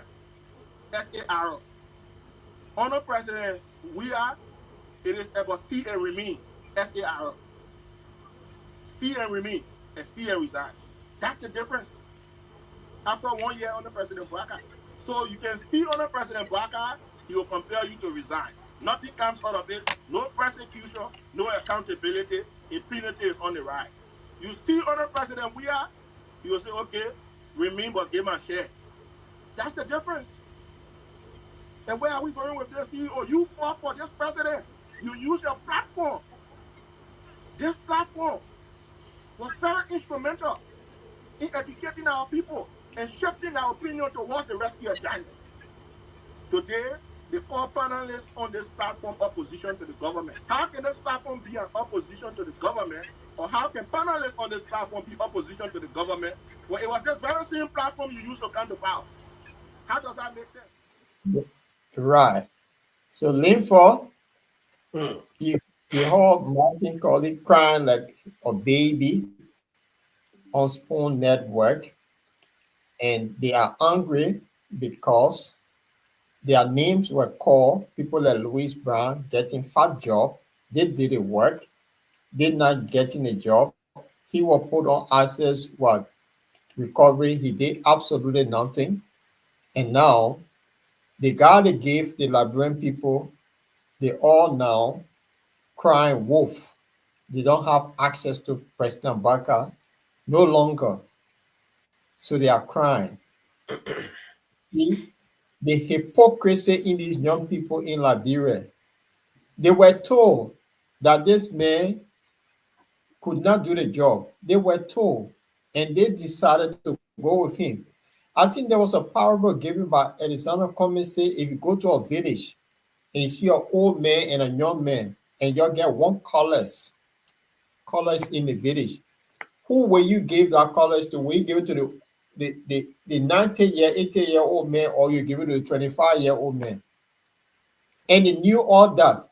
The old man don't have the strength, the energy, with Liberia being so complicated, complex country, and they decided to run with him, thinking that they were going to have the fat jobs in town. So they now crying wolf. Talk to me about that tip. First and foremost, let me establish that Martin K.M. Colley is a smart young boy, academically, but he's not street smart. No, you can know all the book, and in fact, I'll praise him for some of the work he's been doing. Just the fact that he mustered his courage to sit down on the internet and research. So in this age, where any information is available to you, or Martin Colley can come and say, well, I'm one of the best researchers, I'm academically strong. We'll give it to him. I mean, if this guy was in his 70s or in his 60s and his 70s and he's doing all of this, he will earn a different degree of respect in that area. But right now, anybody who, if you're strong enough, you can sit down on your back for some hours and open different pages, different websites, and take down notes and plagiarize. Take other people's work and make it like your own. You can reach the category of a Martin Colley. But I will furnish him with everything. I will give him all the accolades, But with all of that, he's not street smart. Martin Colley, according to him, he willingly. Bouaga did not suspend him. Bouaga did not drive him out. In fact, Bouaga appointed him I think, according to him, he refused his first month salary or something like that. So he was on salary. He wasn't yet doing any pro bono job, but he willingly decided to resign from the assets recovery thing. And I will tell you the reason why he resigned. Martin Colley did not resign because he saw any ills in the society or with the government at the time, though he would pretend. But the main reason he resigned was, and that was the foolish decision he made to resign. He should have just told the president, well, Mr. President, I'm engaged right now. I'm not ready to serve. I can serve later. But he thought when he resigned from that job, because that job was a less paid job for him, probably he was looking at work like the one that Louis Brown is doing. Why is he mentioning Louis Brown in particular? Okay. Yeah. So he thought he was looking at a higher piece of job. And so he didn't get it. And looking at asset recovery, which he knew that he didn't know absolutely know anything about, and then he couldn't function there. This one is not like going and saying that you're reading, and taking a few notes. You have to actually do the work. You have to be a financial professional. You got to have links all over the world, contact, to be able to trace assets. Because these people were thinking that yeah, you start one tax in the street, say, oh, they tax it for government, put it down, or the house you pay. No, it's far beyond that. People will launder money, they will launder their money through different means. And you got to trace all of those things. And Martin Colley knew he couldn't do it. And he would not shine in that area. So you're looking for a shortcut. And instead of him telling the president, well, Mr. President, I'm busy right now with my school or whatever I'm doing, I can't serve now. But later on, he said he resigned. And when he resigned, he didn't show his mouth. When he ran his mouth, the same way through trying to gain relevance. So when they appointed people, like Louis Brown and all of people, and when he looks around, appointments are almost closing up, then he gets frustrated. Okay, and he wants to come back to craft for also listen to him. And he admitted that they didn't want to champion the cause of this nightmare of a government that we have. Just in 1 year time, see the government has performed this money. So Martin Colley comes to cry like a baby, and he expects that people are going to buy sympathy, or people are going to shower him with sympathy. But that's not enough. The other side of it is, my little brother Martin Colley, as smart as he is, he should have known that Joe Walker was not a presidential material. Owing to the fact that this man worked in government for 45 years or 40 some more years, I don't know the exact number. The same way he's been 79 years for almost 4 or 5 years now. Every year, Joe Walker for 79, he reached 80. Every year he's 79. Nobody knows the actual age. Okay, so people say he get 45 years, some people say 40, some people say 42. We don't know the actual amount, but I can say he's been in government for 18 years because he was there for Ellington, 12 years, and now he's going there for 6 years, so 18 years. Okay, and this man has nothing, absolutely nothing to point to when he served even in Taylor, not Taylor government, Joe government, where he held prominent positions. Everything he ever headed went bankrupt. LCADP. That's the Lufa County Rest Development Project and the Agriculture Project, something like that. They had a thing in Bon County. They also had it in Nima County. There were 3 counties. Then the man went to LPMC. Nada. He went to LPRC. Nada. He was only working for paycheck. Then he became vice president. Then he even described himself as a race car park. I have not seen anywhere in the world where, let me take it to America, where Donald Trump is going to appoint Donald Trump got his vice president that he spent money on for them to run. And then at the end of the day, that Donald Trump will go and take that man and park him and say, my man, you're not useful, don't do anything. So, there was something wrong. And Martin Colley, like I said, he's not street smart. He did not see that. Right in everybody's face. During the CPP time, Joe Walker was headed the CPP from the start. Coming straight all from him. It went well. All documents were in place. They even drafted the document? The framework. The framework document. It was in place. When Joe Walker took over, the whole thing spoiled.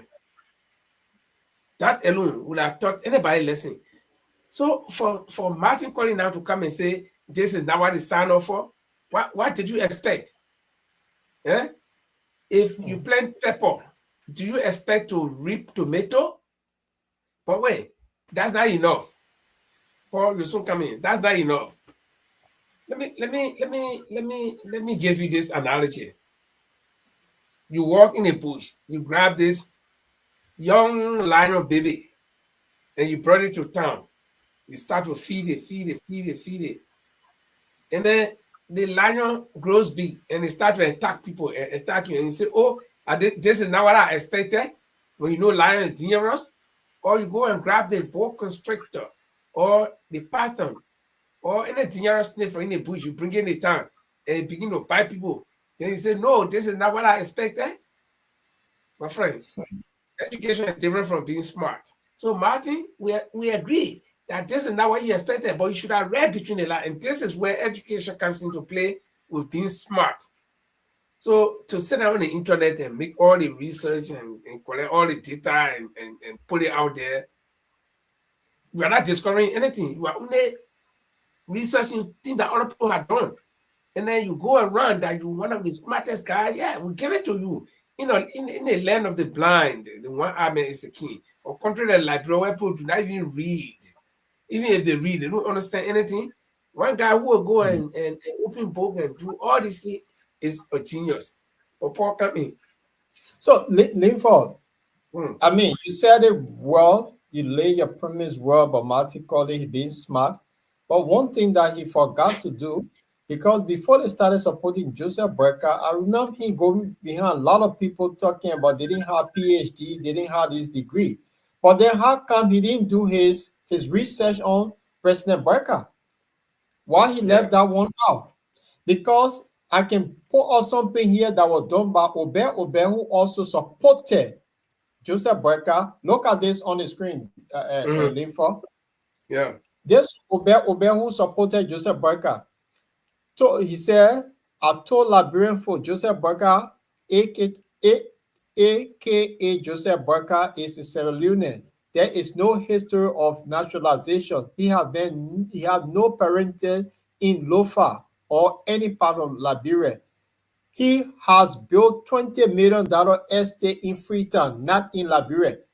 The picture down there is a newspaper clip, and that's the newspaper, almost a Daily Observer in Liberia. Awuka newspaper reported that he built $20 million estate. So if this Martin Colley that is so smart, that were coming out that Arthur Johnson do not have PhD, this person don't have this. Why he didn't do his research before supporting this man, and now today he's crying? Why? That would be my question. So because they join a network that have a in Liberia, will gravitate towards criminals. And this is the fact. You have a criminal network, someone who is convicted criminal, that have 3 radio stations. They all decided to follow him to sell or buy apple to Liberia. So his crying wolf is lit and is belated. They sold somebody to us for their own selfish gain. And because he didn't get it, he now go all crying. He should not cry because he had access to the president and he no longer have the president's telephone number. So all of those things are actually hurting them. So I won't listen to their nonsense that they have done to Liberia for them to not cry. It's just the beginning. They only go 1 year. By the time we get into the 3rd year, what become of this guy? The young man just finished what? His master's degree. He does not have any experience to be given any big position in Liberia. So if he wanted to go to the UN that Louis Brown was sending, Louis Brown on that post before. So he's experienced. Isn't that right?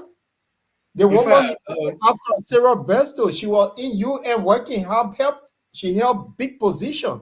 She have some there are reports that Unity Party people are also kicking against the appointment of Louis Brown, and the president is even considering recalling him. But I don't know how true that would be. So we all set to see how it's going to play out. But you said it right, Paul. Martin Colley, even the foreign minister in this particular government, Cyril Beslo Yanti. Yeah. Martin Colley dug behind her. And beside that, Martin has been going after several people. So what was about Joe Boakai that Martin did not want to do research on to make sure that this man that I'm going to, because to avoid that, that's what I said. Yeah, you might be smart academically, putting the pen down, okay, running the pen, you can be smart, but you gotta be street smart as well. And the worst thing to happen to you is to be academically smart when you are street dog. Yeah. So all of your smartness will be overshadowed by your street doorness. You see it? So you researched on almost everybody, every prominent figure in that country. Even some people that were not even running to be anything, you were after them. But the man that you decided to support to head the highest office in the country, you refuse to do your due diligence on him. And then you come back to tell us that, oh, we didn't want champion record, but this is now what we expected. What did you expect? That's what I said. You go in the bush, you grab and Cobra, you bring in time and start pointing people and say, I expect you to point people. When you know Cobra is dangerous, what did you expect? So you didn't study the Cobra. Yeah, you didn't look in the Cobra model to see what I noticed. Or no fun, the snake until you get fun. So you didn't look in the Cobra model to see whether there's no fun or there's a fun, and then you bring it to town. Then when you start, how many people say, oh no, this is not what I expected. But I know, like we said, they all have ulterior motive. And the motive was Boakai was a soft banana, a soft target. Let him win. He's popular with the people. The kind of voters we got, he's popular with the people. When he wins, this will be our chance. Okay? But as God will have it, Boakai, but I think he was lucky that Boakai even appointed him on some kind of substandard, committee. Okay? But they like a Costa who they didn't appoint at all. And Costa now he started talking softly. He started praising Joe Boakai again. So it was all about the jobs that were infusioning. Okay? That yes, let's fire her, put the woman there. I will tell you something. A former friend of mine, or former workmate of mine, or journalist in Liberia, the guy called me, my man, you join me. You're not carrying woman here. I think when the woman win, we'll get chance. I told him, I said, my man, I live in Europe. I have not decided to return to Liberia. So when I was supporting Joe Boakai in 2017, I'm not supporting him because I wanted to go work in Liberia. No. Yeah. But between here and we are, I thought the same way that he will be better. Absolutely. But the guy they probably have made we are a hero. That we are people now start even thinking about bringing we are back. Can you imagine? You see, you're gonna battle like Rossi. Yeah. But this is why it is when people see bad things, bad leaders, they go for it. And this is what they did. The 40, 50 year experience that the old man had is now playing to the advantage. We saw coming to the election, the break of the CPP, what the old man did. That should have sent a signal to all of them, say, wait a minute, we decided to support them, but something gone wrong here. But you're into Susu, and this man decided to take the Susu money and eat it, and then take the rest to court. That's what they did with the CPP. They saw all that, and they stood their ground and said, oh yeah, he was doing the right thing. And you expect him to change now. So Linford, that's the Cobra. They saw the Cobra from a distance, and they decided to pet the Cobra and bring the Cobra to town. Exactly what they did. When Henry Costa and all of these people, they had the thing between themselves. Because I remember the conversation that leaked one time on the audio about this is our time. If we give Cummings the chance, he stayed young. It means we will not get about if we support Omer Boakai, right after him, our Henry Costa will be running for president. He said it over and over on his podcast. So you see how it backfire? There's wishful thinking that you carry an old man and then you think you'll get something. So Linford, we just call it a day. That it is where it is. You didn't continue crying wolf. They into what? They go into the second year now and they will still cry because there's a lot of things the old man will do that will shock them more. So yeah, so on that note, to our viewers, take us home, Linford. Well, to our viewers, I want to say thank you for being with us. It's been a wonderful evening. We generally touched on almost everything that is trending in Liberia from the impeachment efforts by the so-called majority black in the House now, and the presentation of the budget by the president to them, and also the dissolution and reconstitution of the Ways, Means and Finance Committee in the House of Representatives. And also we crossed border, or in fact, we even talked when President traveled to Guinea, to Sierra Leone, and how Liberian troops and Guinean troops are rubbing shoulders at the at the border. And then we also crossed border and we went to international politics. We look at the Ukrainian Russian war, and the reason why we in Europe are mainly concerned is that, especially part of Europe, we are Central Europe. If anything pops up, and Russia in the far east of Europe, and America in the west, and then several countries in Central Europe with NATO, we don't know what will be the repercussions. Some of us live in NATO-supported country, so that's why we are worried, and that's why we talk about it on a platform. And again, we our disclaimer still stands. We are not promoting any side of the conflict between Russia and Ukraine. We are not promoting any side. We are not involving, or we are not implicating any side either. We are just giving the raw data as we see them, as we hear it, and so that's our stand. And so we will be here on Friday. Today is the 19th, and we'll be here on Friday. So do join us then. Let's discuss so that we will do the usual thing, give our opinion, and then you can give your opinion as well. And for those of you who are with us for the first time, this is the first time I see Charles T. Cooper, Philip Kitty is always here, as well as Pataki, and somebody new, Yvette. One Yvette from Atlanta. Yvette, we hope you can join us on Friday so that we can also discuss. And of course, our sister Chadela Brown Tripley. Welcome to the bottom line on Friday. My name is Linford Ware, and Paul Tripley is there. Paul, the music drive also. So we'll play this new music by, I think CDC people made it music for Joseph Burka, so we'll take us home on this. On that note, I'll say good night to our audience, and we'll be back here on Friday. Oh, thank you very much. That's a question. We were sitting with them, we got break gang. I will move on and we chin in leg. If there was 16, I ready me or dance. As soon we pull it, then I see a chitty play. But I'm here for one criminal or directors. The one that's doing Eddie government made them ministers. What I tell 100, they know how we issue more. If I ain't bringing party, say that we be fighting drugs. Who need to go see DEA for the over job? They hadn't said it for they wanted this bigger job. But then we put it by bed, no food for common people. You only travel when you can buy, you be sacking people. We bring the keeper, we not know, say. The keeper that we put there, we not know, say.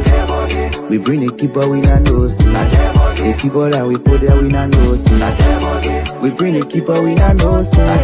The keeper that we put there, we not know, say. In the first 100 days, no car will get stopped on a major